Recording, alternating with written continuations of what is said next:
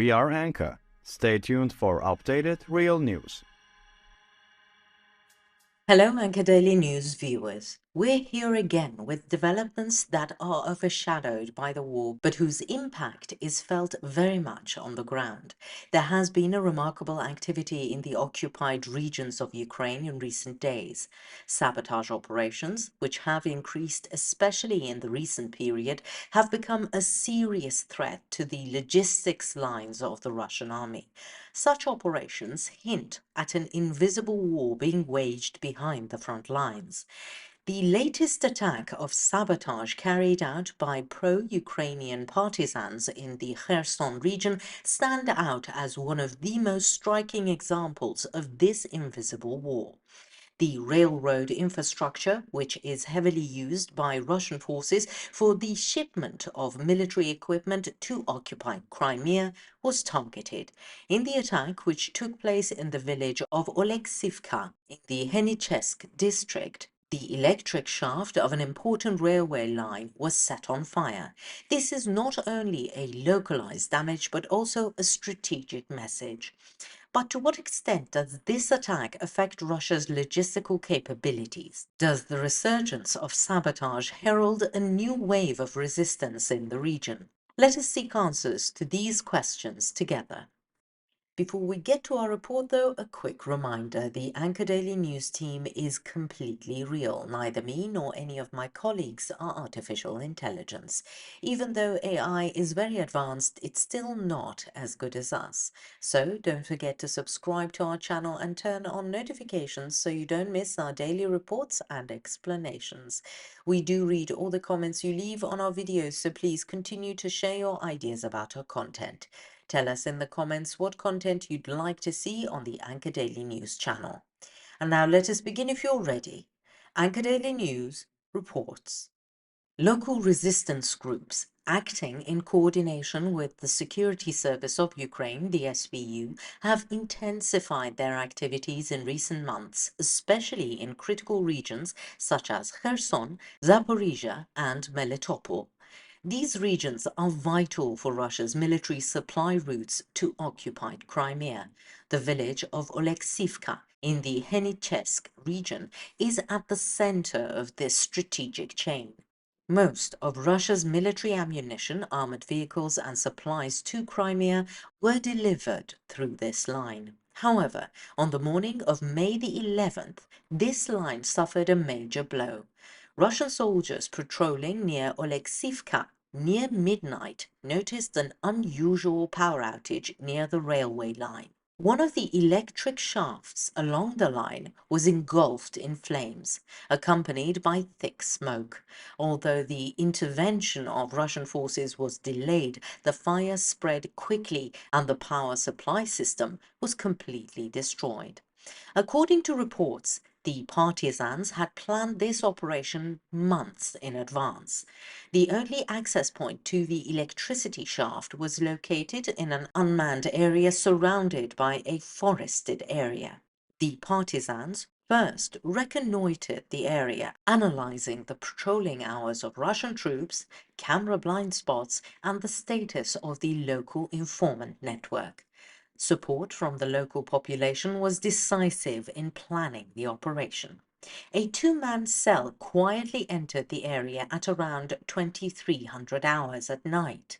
They carried only the essentials: pre-prepared Molotov cocktails, caustic gel, cutting tools, and a radio frequency jamming device. After reaching the shaft, the security cameras were briefly disabled. Then they reached the high-voltage shaft and set fire to the system with an incendiary substance placed inside. Before retreating, the partisans sprayed the area with flammable sprays to accelerate the spread of the fire. Immediately after the sabotage, the power flow along the railway line was completely cut off. This halted any train shipments from the region to Crimea for at least 48 hours. Although Russia is trying to develop alternative transportation routes, The disruption of the electrified railway systems is a major blow, both temporarily and logistically. More importantly, this sabotage has created an air of panic among Russian troops in the region. According to Anka Daily News's sources in the region, emergency meetings were held at the Russian military headquarters after the sabotage. Local police forces have been increased, patrols have been tightened, and pressure on the civilian population has increased again. But despite all these measures, the partisans' message was clear. As long as the occupation continues, the resistance will grow.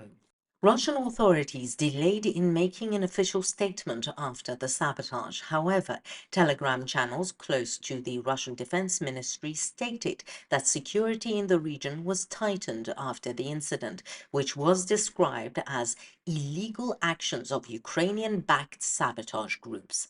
However, the leaks have once again revealed Russia's intelligence weaknesses. The fact that a Russian unit in charge of railroad security is based just a few kilometers away from the site of the sabotage adds to the seriousness of the incident. Although the Ukrainian authorities did not directly claim responsibility for the sabotage, a short and remarkable statement published by some Ukrainian sources seemed to confirm the success of the partisans. A light in the darkness brings the end of the occupation closer.